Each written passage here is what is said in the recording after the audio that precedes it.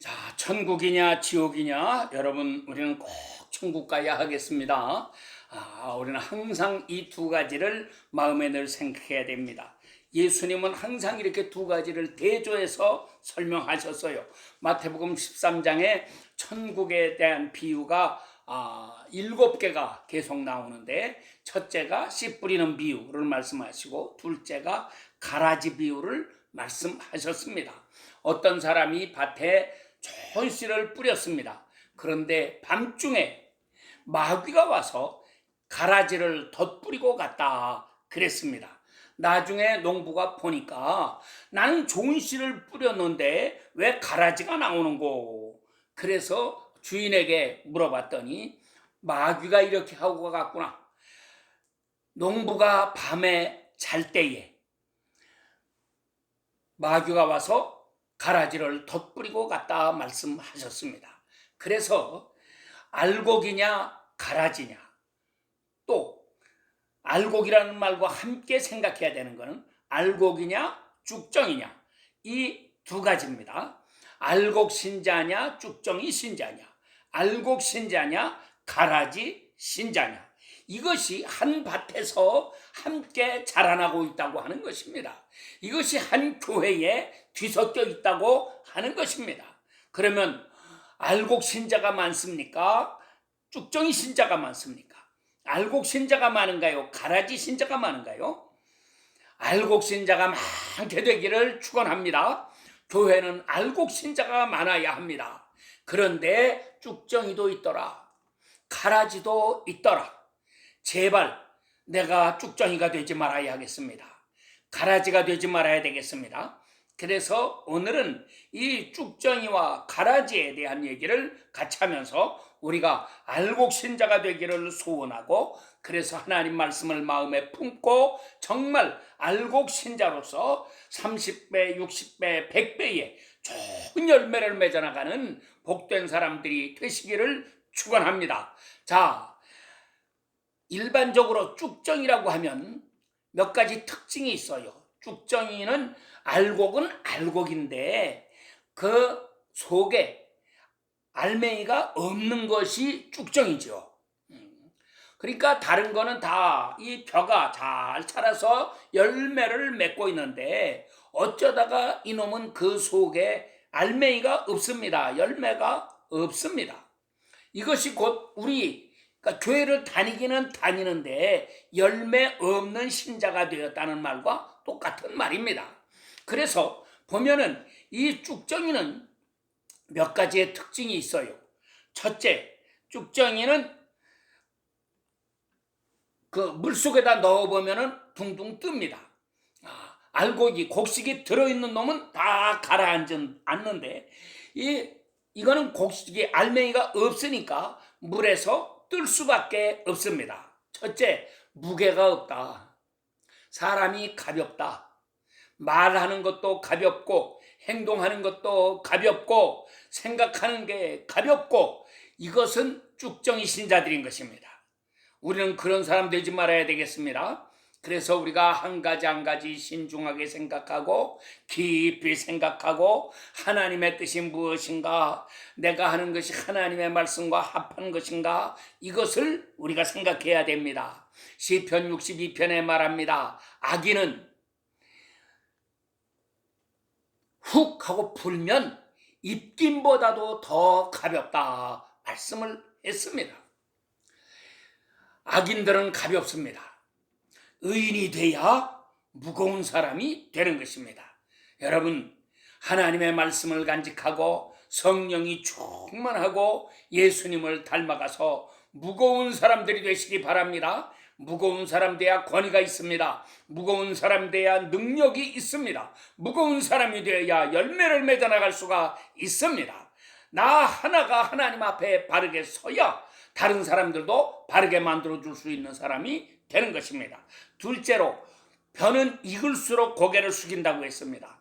근데 쭉정이란 놈은 아무리 시간이 흐르고 추수 때가 가까워져도 속에 알맹이가 없으니까 고개를 숙일 줄을 모릅니다. 고개를 숙인다는 건 무슨 말입니까? 어렸을 때에는 막 고개를 쳐들고 까불고 바람에 자기를 흔들리면서 자기를 자랑하는 척하고, 그래도 있게 되면은, 열매가 생기게 되면 그 다음에는 겸손히 고개를 숙이는 것입니다. 여러분, 우리가 어렸을 때는 다 자기 잘난 척하고 이렇게 삽니다. 그렇지만 나이가 들고 철이 들고 그리고 신앙이 깊어지고 이렇게 되면 우리는 겸손을 배우게 됩니다. 겸손이라고 하는 것은 사람 앞에서 겸손한 척하고 고개 숙이는 거, 그거 겸손 아닙니다. 겸손이란 하나님 앞에서의 겸손이라야 합니다. 예수님은 하나님 앞에서 겸손하셨지 사람 앞에서 겸손한 척하는 그런 일을 하시지 않았습니다. 그래서 히브리서 5장 7절에 보면 예수님께서는 심한 통곡과 눈물로 하나님 앞에 간구와 소원을 올렸고 그의 경외하심으로 말미암아 들으심을 받았느니라 라고 말씀을 했습니다. 하나님을 경외하는 마음, 이것이 겸손인 것입니다. 그래서 예수님은 누구든지 나를 따르라고 말씀을 하시면서 수고하고 무거운 짐진 자들은 다 나를 따르라 하시면서 나는 마음이 온유하고 겸손하다 하셨습니다. 우리가 예수님의 이 온유하고 겸손한 것을 배워서 항상 하나님 앞에서 자기를 낮추는 사람이 되어야지만 하겠습니다. 익을수록 고개를 숙이더라. 얼마나 좋습니까? 또 이 알곡과 쭉정이는 타작을 해보면 압니다. 도리깨로 막 때리는데 그러면 알곡은 빨리빨리 껍질을 벗어버립니다. 그런데 쭉정이는 속에 알맹이가 없으니까 아무리 두드려도 이놈은 껍질을 벗지 않습니다. 무슨 얘기입니까? 하나님의 말씀으로 책망을 받으면 알곡 신자는 빨리 회개합니다. 그런데 쭉정이 신자는 절대로 회개하지 않습니다. 그리고 불평불만이 더 많아지고 오히려 반항하고 내가 뭘 잘못했다고 그러는 거냐 하고 이렇게 달려들지 않습니까? 또 넷째로는 키질을 해보면 알아요. 옛날에는 키라고 하는 게 있었죠. 그래서 이렇게 곡식을 넣고 키로 까불어 봅니다. 그러면 알곡은 내 앞으로 자꾸 다가오지만 가벼운 것들은, 쭉정이들은 저 바깥으로 오다가 결국 바깥에 나가 떨어져 버리고야 마는 것입니다. 여러분, 이건 무슨 얘기입니까? 시련이 옵니다. 고난이 옵니다. 환난이 옵니다. 여러 가지 질병도 찾아옵니다. 이런 모든 역경이 오면 알곡 신자는 더욱더욱 주님 앞에 가까이 나와서 기도하고 하나님의 은혜를 사모하고 자기를 살펴 하나님 앞에 바르게 살아가게 되는 사람이지만, 쭉정이 신자들은 바람이 불면 다 나가 떨어져 버리고야 마는 것입니다. 우리가 제발 그런 사람들이 되지 말아야지만 하겠습니다. 자, 그런데 오늘 이 말씀에서는 알곡이냐 쭉정이냐가 아니고 알곡이냐 가라지냐라고 이렇게 구분을 하고 있습니다. 그러면 가라지는 어떤 특징을 가지고 있느냐? 가라지와 알곡은 첫째 특징은 먹어보면 압니다. 먹어보면 알곡은 우리에게 좋은 영향을 줍니다. 사람을 건강하게 만듭니다. 또 먹을 때 맛도 있습니다. 그래서 우리 사람들에게 활력을 주고 행복을 주고 이렇게 인생을 더 힘있게 하나님의 일을 하는 사람으로 만들어주는 거지만, 이 가라지는 소위 그 속에 독이 있어서 독밀이라고도 하는 거죠. 그래서 그 속에 독이 있어서 이것을 먹으면 복통을 일으킵니다. 배탈을 일으키는 거죠. 그리고 심지어는 이게 심해지면은 사람의 생명을 뺏어가는 수도 있다고 말을 합니다. 여러분, 겉으로 보기에는 먹을 수 있는 것 같은데 먹으면 큰일 나는 것, 이것이 가라지입니다. 요나가 하나님 말씀을 피해서 니느웨로 가라고 하시는 말씀을 거역하고 다시스로 도망을 가려고 다시스로 가는 배를 탔습니다. 나중에 큰 문제가 터졌죠. 바다에 던져졌습니다. 그랬더니 바다에 그 배 옆을 지나가던 큰 물고기가 꿀꺽 집어삼켰습니다. 그 물고기가 요나를 삼킬 때는 이게 웬 떡이냐 하고 좋아했을지 모릅니다. 그런데 신기한 일이 일어났습니다. 요나가 물고기 뱃속에 들어갔는데 요나가 죽지 않습니다. 소화가 되지 않습니다. 그리고 그 물고기 뱃속에서 배 창자를 쥐어 붙잡고 얼마나 울부짖으면서 하나님 앞에 회개하면서 기도합니다. 자, 이 물고기가 얼마나 죽을 맛이었겠습니까? 음식을 먹었으면 이놈이 뱃속에 들어가서 소화가 되어서 살이 되고 피가 되고 이렇게 영양을 공급해 줘야 될 거 아닙니까? 그런데 먹긴 먹었는데 이놈이 도무지 소화가 안 됩니다.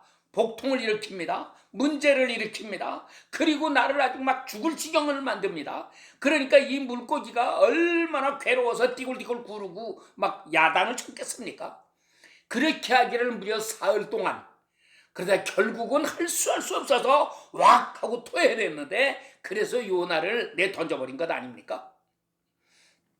자, 우리가 이 가라지를 먹으면 이런 일들이 우리에게 일어납니다. 그래서 사람이 먹을 것과 먹지 말아야 될 것 분별할 줄 알아야 됩니다. 잘못된 건 먹으면 큰일 나는 것입니다. 자, 우리나라도 보세요. 뇌물 받아먹은 사람, 부정한 돈 받아먹은 사람, 남 등쳐먹고 그래가지고 부정축제한 사람, 이런 사람들 결국 그걸로 인해서 그의 일생이 얼마나 비참해집니까?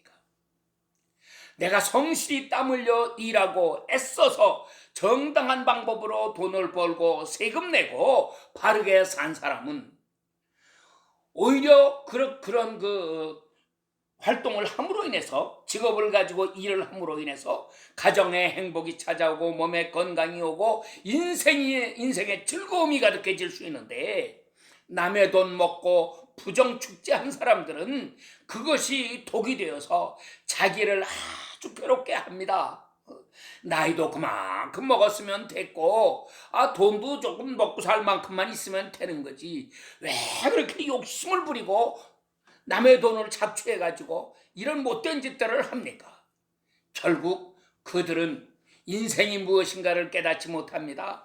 하나님을 모릅니다. 그래서 스스로 멸망 가운데 빠져 들어가는 것입니다. 여러분, 우리는 무엇을 먹어야 될 것인가? 무엇을 먹지 말아야 될 것인가? 분간할 줄 알아야 됩니다.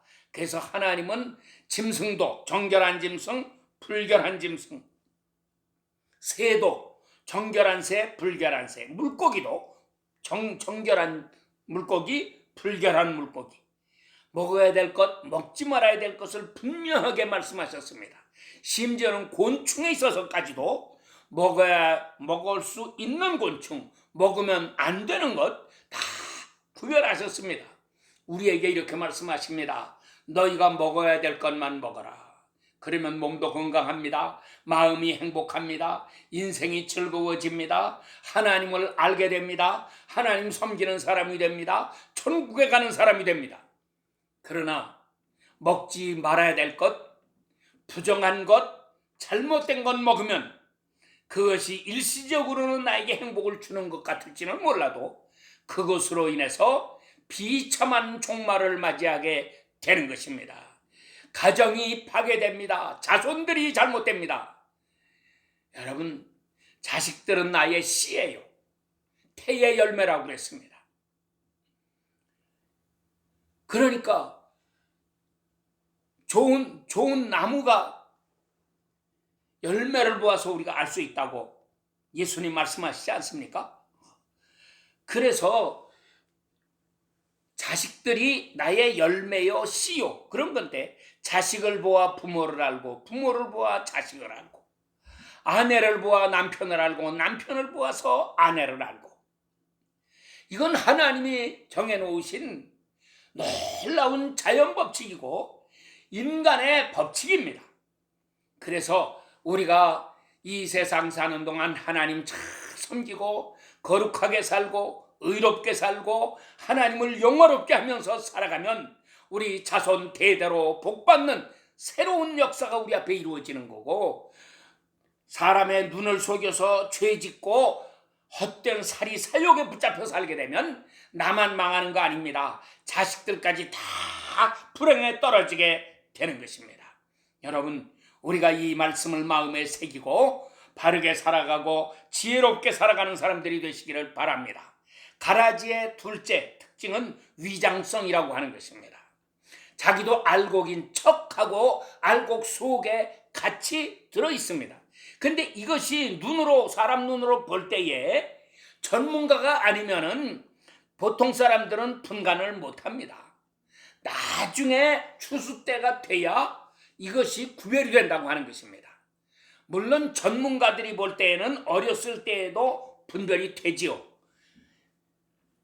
무슨 얘기입니까? 교회 안에 가라지 신자들이 들어옵니다. 사람들이 볼 때는 다 잘 믿는 신자인 것 같아요. 그런데 정말 잘 믿는 사람입니까? 오늘날 우리 교회 안에 이런 가라지 신자들은 없나요? 너무나 많습니다. 여러분, 정말 아름다운 열매 맺지 못하고 이렇게 겉으로만 잘 믿는 척해서 사람의 눈을 속이면서 교회에 와서 자기가 좌지우지하려고 하고 이런 짓 하는 사람들이 너무도 많습니다. 이런 무리들로 인해서 교회가 무너지는 것입니다.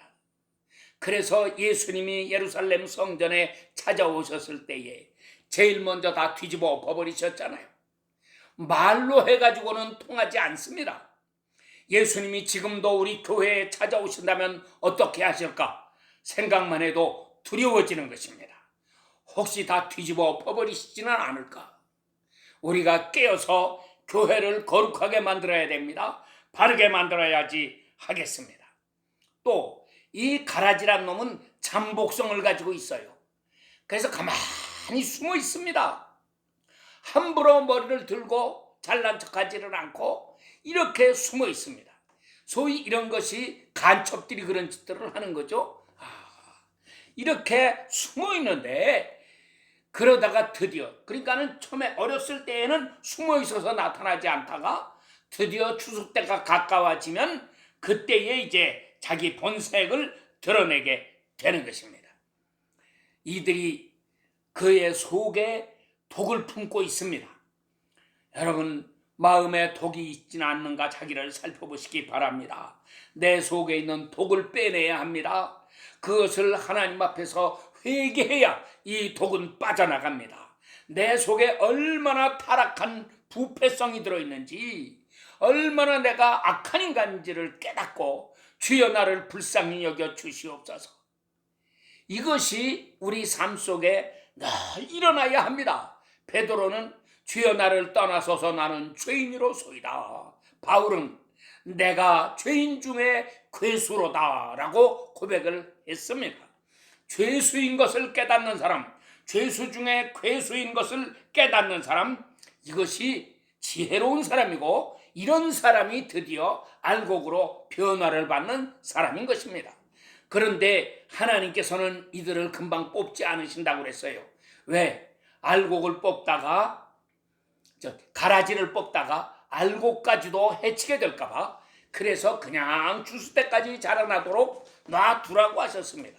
그래서 한밭에서 이 두 가지가 같이 자라나고 있는 것입니다. 여러분, 하나님은 아직 안 뽑으십니다. 그러므로 중요한 건 뭡니까? 그런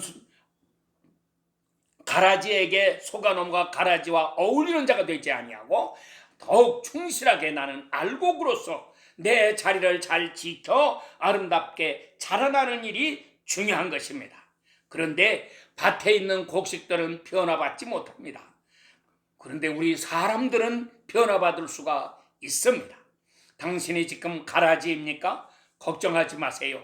주 예수님을 마음에 영접하시고 성령 충만하여 변화받으시기 바랍니다. 지금은 쭉정이입니까? 아니에요. 걱정하실 필요 없습니다. 예수님 앞에 나와서 주여 나를 불쌍히 여기시옵소서. 나는 쭉정입니다. 열매가 없습니다. 나를 불쌍히 여기시고 살려주세요. 간구할 때 주님께서 새로운 역사를 이루십니다. 아름다운 열매가 가득해지는 복된 성도들이 다 되시기를 축원합니다.